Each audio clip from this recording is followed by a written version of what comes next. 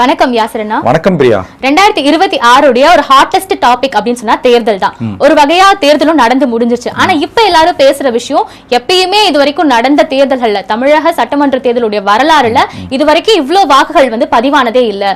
இந்த தேர்தல் தான் அதிகப்படியான வாக்குகளை பதிவு பண்ணிருக்கு. அதற்கு முக்கியமான காரணம் ஒரு புறம் டிவிகே, ஒரு புதிய கட்சியினுடைய வருகைன்னு சொல்றாங்க, இன்னொரு புறம் எஸ்ஐஆர் வந்ததுனாலன்னு சொல்றாங்க. இதுல எது உண்மை? உங்களுடைய கருத்து என்னன்னா? பொதுவா தமிழ்நாடுடைய அரசியல், இந்த தேர்தல் அரசியலுடைய வரலாற்றை நம்ம எடுத்துக்கிட்டோம் அப்படின்னா 2 முனை போட்டியாக தான் ஆரம்ப காலகட்டங்கள்ல இருந்துச்சு.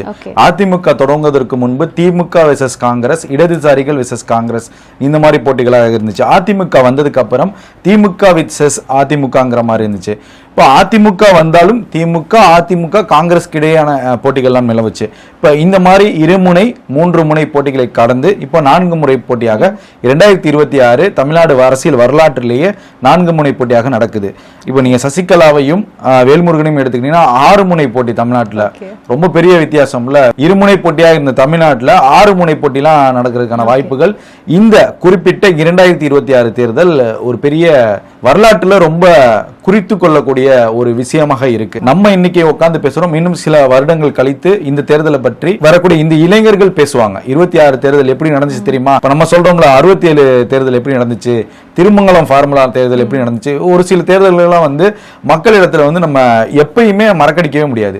பட் இந்த தேர்தலுடைய இம்பாக்டை தான் நம்ம சொல்ல போறோம்.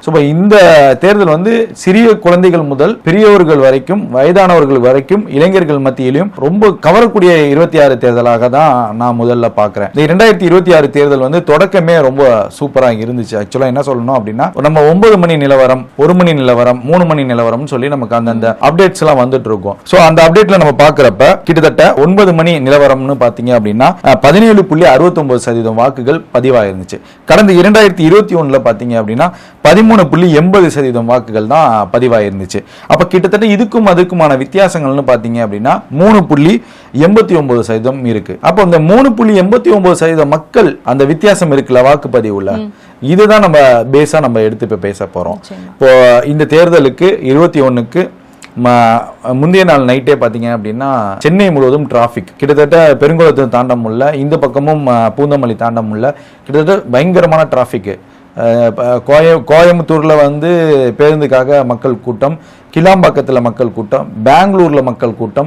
ஸோ இந்த மாதிரி ஒரு அலையை நம்மளால பார்க்க முடிஞ்சு. இது யார் மூலியமா வருதுங்கிற அந்த விஷயத்துக்குள்ள நம்ம போக வேணாம். மக்களுடைய அந்த இம்பாக்ட் இருக்குல்ல, ஆர்வம் இருக்குல்ல, நான் வாக்களிச்சே தீருவேன், நான் இவருக்கு வாக்களிக்கிறேன் அவங்களுக்கு வாக்களிக்கிறேன்னு நம்ம பேச வரல, வாக்களித்தே தீருவேங்கிற அந்த மக்களுக்கு ஏற்பட்ட அந்த எண்ணம்னு இருக்குல்ல, ஸோ அதுதான் ரொம்ப பெரிய மாற்றமா நான் பார்க்கிறேன். இப்ப தமிழ்நாட்டில் இந்த கூட்டத்திற்கான பிரச்சனைகளை நீங்க பார்த்திருப்பீங்க, வீடியோஸ், செய்திகள்ல எல்லா இடத்துலயும் இருந்துச்சு. பல மாவட்டங்களில் பேருந்துகள் இல்ல. அதையும் கடந்து மக்கள் வாக்குப்பதிவு நாள் அன்று, அதாவது ஏப்ரல் 23 அன்று 1 மணி அளவுக்குலாம் ஊருக்கு போய் ரீச் ஆகி, மதியானம் நான் சொல்றேன் நண்பகல் போய் ரீச் ஆகி 4 மணி 5 மணிக்கெல்லாம் வாக்களிச்சதா நம்மளால. பல பேர் பஸ்ஸே கிடைக்கலன்னு பைக்ல எல்லாம் டிராவல் பண்ணாங்க. சோ அப்ப அந்த அளவுக்கு மக்கள்கிட்ட ஒரு ஆர்வம் கொண்டு போய் சேர்த்துட்டாங்க. அது இந்த கட்சியினால கொண்டு போய் சேர்த்தாங்க, இந்த கட்சியினால கொண்டு போய் சேர்த்தாங்கிற மாதிரி நம்ம இதுல அரசியல் பேச விரும்பல. ஆனா மக்களுடைய இம்பாக்ட் தான் நம்ம பேச போறோம். சோ இதுதான் அந்த வித்தியாசம். அதே போல 2021 1 மணிக்கான அந்த கள நிலவரம் பாத்தீங்க அப்படின்னா 1 கோடி இருக்கு. அதே 2026க்கு 1 மணிக்கு அந்த கள நிலவரம் பாத்தீங்கன்னா 1,60,00,000. கிட்டத்தட்ட வித்தியாசம்னு பாத்தீங்கன்னா அந்த 60 லட்சம் மக்கள். அப்ப அந்த 60 லட்சம் மக்களுக்கு எவ்வளவு ஆர்வம். இப்ப இது எஸ்ஐஆருக்கு அப்புறம் நான் வரேன், அப்புறம் நம்ம அதை பத்தி பேசிக்கலாம்.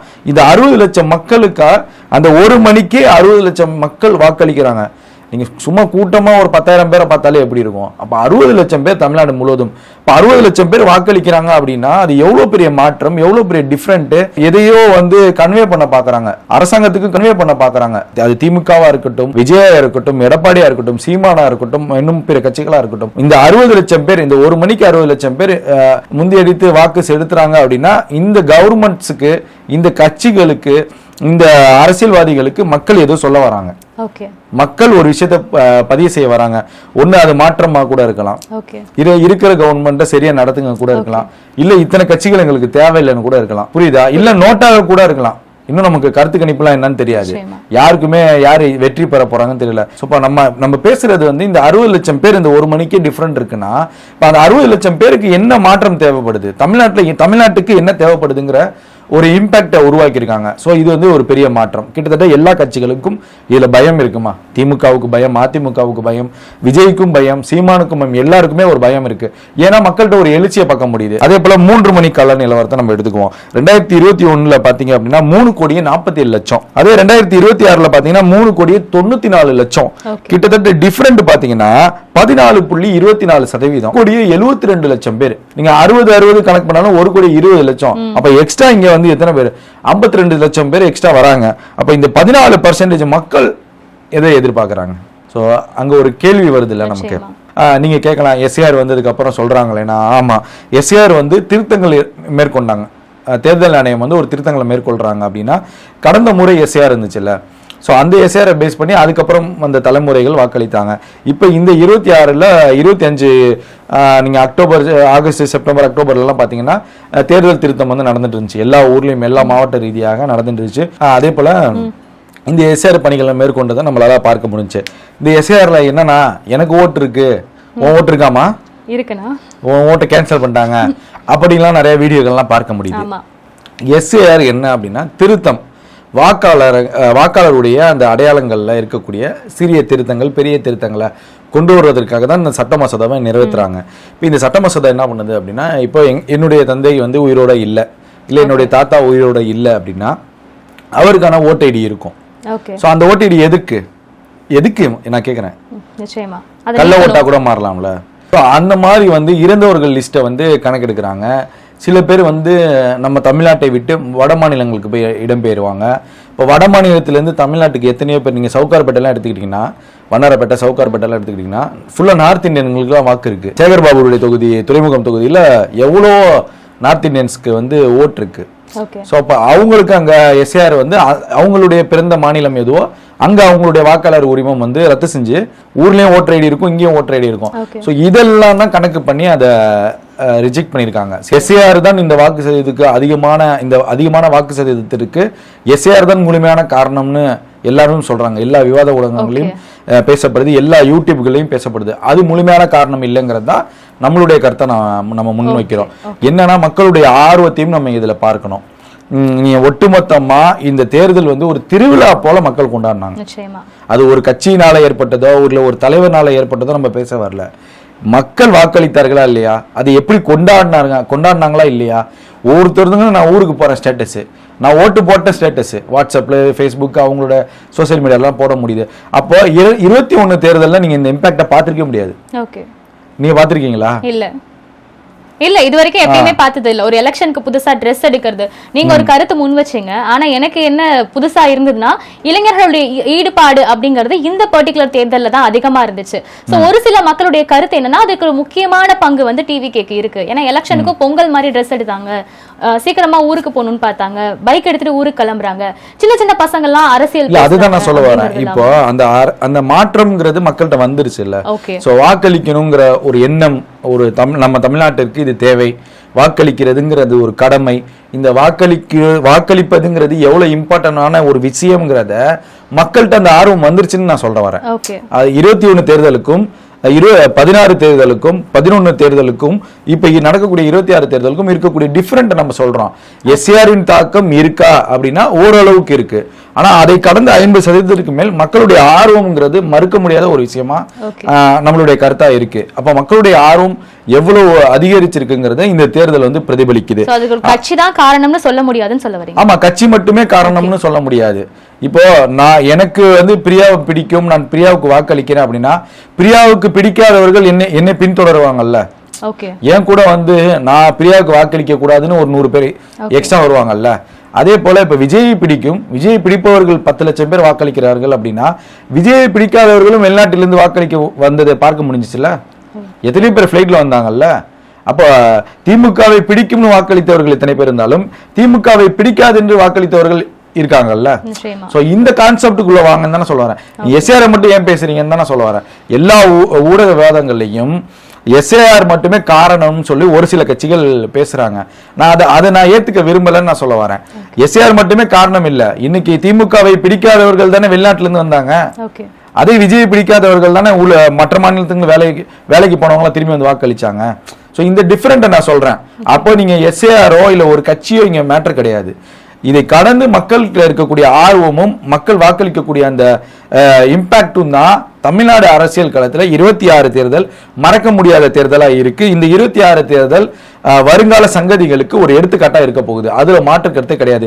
ஏதோ ஒரு மெசேஜை மக்கள் கொண்டு வந்துட்டாங்க, கன்வே பண்ணணும்னு முடிவு பண்ணிட்டாங்க. இது ஒட்டுமொத்தமா எல்லா அரசியல் கட்சிகளுக்கும், இது யார் வின் பண்ண மாட்டாங்க, எல்லா கட்சிகளுக்கும் மக்கள் ஒரு விஷயத்தை கன்வே பண்ண வராங்க. அது என்னவானா இருக்கலாம். இது ஜனநாயக கடமை. மக்கள் எந்த முடிவு கொடுத்தாலும் அந்த கட்சிகளை ஏற்றுக்கொண்டுதான் ஆக வேண்டும். 5 மணிக்கு ஒரு நிலவரம் ஒண்ணு இருக்கு அப்படின்னா 2021 3,99,00,000 வாக்குகள் பதிவாகுது. 2026 4,71,00,000 வாக்குகள் பதிவாகுது. கிட்டத்தட்ட இந்த வித்தியாசம் நம்ம பாக்குறப்ப 19.18% வித்தியாசங்கள் இருக்கிறத பார்க்க முடியுது. அதே போல 6 மணி நிலவரத்துல பாத்தீங்க அப்படின்னா 4,57,00,000 வாக்குகள் பதிவாகுது. 2026 4,83,00,000 வாக்குகள் பதிவாகுது. அப்ப கிட்டத்தட்ட 6 மணி நிலவரப்படி பாத்தீங்க அப்படின்னா 21க்கும் 26க்கும் 30 லட்சம் வாக்குகள், 30 லட்சம் மக்கள் ஒரு மாற்றத்தை விரும்புறாங்க. சோ இந்த டிஃபரெண்ட் நம்மளால பார்க்க முடியுது. ஒட்டுமொத்தமா 2021க்கும் 2026க்குமான ஒட்டுமொத்தமான அந்த வாக்காளர்களுடைய வாக்குப்பதிவை நான் சொல்றேன். 2021 6,29,43,693 வாக்காளர்கள் இருந்தாங்க. 2026 5,73,43,291 வாக்காளர்கள் இருக்காங்க. 2021 வாக்களிச்ச மக்களுடைய எண்ணிக்கைன்னு பாத்தீங்கன்னா 4,63,00,000. கிட்டத்தட்ட சதவீதம்னு பாக்குறப்ப 73% வருது. 2026 பாக்குறப்ப நீங்க 4.85 கோடி பேர் மக்கள் வாக்களிச்சிருக்காங்க. அப்ப இந்த டிஃபரெண்ட் நீங்க பாக்குறப்ப 84.69% வருது. அதாவது 73க்கும் 84க்கும் டிஃபரெண்ட்னு பாத்தீங்கன்னா 11 சம்திங் வருது. அப்ப 21க்கும் 26க்கும் 11% மக்கள் வாக்களிச்சிருக்காங்கல்ல. கிட்டத்தட்ட பல லட்சம் மக்கள் வாக்களிச்சிருக்காங்க. அது மிகப்பெரிய வெற்றி. தமிழ்நாட்டுக்கே ஒரு தேர்தல் இனத்துக்கு மிகப்பெரிய வெற்றியா பார்க்கப்படுது. அப்ப இந்த வித்தியாசங்கள்ங்கிறது மக்கள்கிட்ட இருக்கக்கூடிய ஆர்வமும் மக்கள் வாக்களிக்கக்கூடிய அந்த இம்பாக்டும் தான் காரணமா இருக்கு. சோ அடுத்ததுன்னு பாத்துக்கிட்டா இப்போ வாக்குப்பதிவு பத்தி சொல்லியிருந்தீங்க. இதுல ஆண்களுடைய வாக்குப்பதிவு அதிகமா இருந்ததா இல்ல பெண்களுடையது அதிகமா இருந்ததா? நிச்சயமா இந்த தேர்தல்ல பெண்களே முன்னிலை வகிக்கிறாங்க. சோ 2021 பாத்தீங்க அப்படின்னா பெண்களுடைய வாக்கு 2.32 கோடி இருந்துச்சு. ஆண்களுடைய வாக்கு 2.26 கோடி இருந்துச்சு. அதே 2026 2.51 கோடி பெண்கள் வாக்களிச்சிருக்காங்க இந்த தேர்தல்ல. அப்போ பெண்கள் எவ்வளவு முக்கியத்துவமா இந்த தேர்தலில் பார்க்கப்பட்டிருக்காங்க. ஆண்களும் 2.34 கோடி ஆண்களும் வாக்களிச்சிருக்காங்க. சோ பல்வேறு ரீதியான விமர்சனங்கள் பார்க்கும் பொழுது என்ன சொல்றாங்கன்னா டிவிகேக்கு எதிராக நிறைய கள்ள ஓட்டுகள் பதிவாயிட்டு இருக்கு சில இடங்கள்ல அப்படிங்கறதும் பேசப்படுது. அதுக்கு டிஎம்கே சைட்ல இருந்தும் எதுவும் பேசல, ஏடிஎம்கே சைட்ல இருந்து எதுவும் பேசல, என்டிகே சைட்லயும் பேசல. சோ பல இடங்கள்ல சொல்றது என்னன்னா தெரியாம கள்ள ஓட்டுகள்லாம் போகுது, இல்லாதவங்க பேர்ல எல்லாம் லிஸ்ட்ல ஓட்டு போட்டுட்டாங்கன்னு வருது. அது இல்லாம என்னோட ஓட்டே யாரோ ஒருத்தர் போற நிலைமையெல்லாம் வருது அப்படின்லாம் சொல்றாங்க. சோ இதை நீங்க எப்படி பாக்குறீங்க? இதற்கான உங்க கருத்து என்ன? இப்ப தேர்தல் ஆணையம் தேர்தலுடைய பங்குங்கிறப்ப இந்த தேர்தல் ஆணையம் மிக சிறப்பா 2026 தேர்தலை நடத்தி முடிச்சிருக்காங்க. பல இடங்கள்ல அந்த பதற்றமோ இல்ல கலவரமோ நடக்கல. கடந்த கால வரலாற்றை கம்பேர் பண்றப்ப 26 ரொம்ப சுமூகமாக தான் நடந்துச்சு. இளைஞர்களுடைய அந்த இன்ட்ரெஸ்ட்ங்கிறது அதிகமாகவே இருந்துச்சு. அது பெண்களாக இருக்கட்டும், ஆண்களாக இருக்கட்டும், இளைஞர்கள் மத்தியில ஒரு ஆர்வம்ங்கிறது ரொம்ப அதிகமாகவே இருந்துச்சு. மறு தேர்தல் நடத்துறதுக்கான வாய்ப்புகள் இல்லைன்னு தேர்தல் ஆணையம் கிளியரா சொல்லிட்டாங்க. அப்ப மறு தேர்தல் இல்லை அப்படின்னா அங்க கள்ள ஓட்டு போட்டிருக்கான சான்சஸ் இல்லை. அந்த இடம் நமக்கு கிளியரா தெரியுது. அதே போல இந்த விவாதங்கள்ல பேசக்கூடிய விஷயங்கள்லாம் நம்ம பார்க்க முடியுது. எஸ்ஏஆரின் தாக்கம்னு ஒரு சில பேசப்படுவாங்க. அது முற்றிலும் தவறுங்கிறது தான் நம்மளுடைய கருத்தை நம்ம பார்க்கிறோம். எஸ்ஏஆர்னாலதான் இந்த வாக்கு சதவீதம் உயர்ந்ததுங்கிறது முழுமையான தவறு. ஒரு பிம்பத்தை உருவாக்க பாக்குறாங்க. அது முற்றிலும் கிடையாது. மக்களுடைய ஆர்வம் தான் முழுமையான காரணமாக நம்மளால பார்க்க முடியுது. இளைஞர்களுடைய ஆர்வம் தான் முக்கியமான காரணமாக பார்க்க முடியுது. 21 தேர்தல் வெளிநாட்டுல இருந்து பயணம் செஞ்சு வாக்களிச்சதை நீங்க எங்கேயாவது பாத்திருக்கீங்களா? வீடியோ இருந்தா காமிங்க. இல்ல. வேறு மாநிலங்கள்ல இருந்து வேலைக்கு போனவங்க பெங்களூர்ல இருந்து வந்தாங்களே, சாரசாரியா வந்தாங்க. பைக்ல பெங்களூர்ல இருந்து, கார்ல வந்தாங்க, ஸ்லீப்பர் பஸ்ஸஸ்ல வந்தாங்க, ஆம்னி பேருந்துகள்ல வந்தாங்க. இதெல்லாம் நம்ம கடந்த தேர்தல்களில் பார்த்திருப்போமா? 16 இல்ல 21 பார்த்திருக்கோமா? பெரிய அளவுல இல்லன்னு தான் சொல்லணும். ஆமா, அப்புறம் எப்படி எஸ்ஏஆர்னு ஒரு வட்டத்துக்குள்ள இந்த மக்களை அடைக்க பாக்குறாங்கிறதா நம்மளுடைய கருத்தா இருக்கு. எஸ்ஏஆரே கிடையாதுங்கிறத நம்ம சொல்றோம். எஸ்ஏஆருடைய ரெஃப்ளெக்ட்ங்கிறது இருக்கும், ஆனா அதுதான் 100% இந்த உயர்ந்ததுக்கான காரணம்ங்கிறத ஏற்றுக்கொள்ள முடியாதுங்கிற. அப்ப இந்த இத்தனை லட்சம் மக்கள் டிஃபரெண்ட் வந்திருக்குல்ல உங்களுக்கு.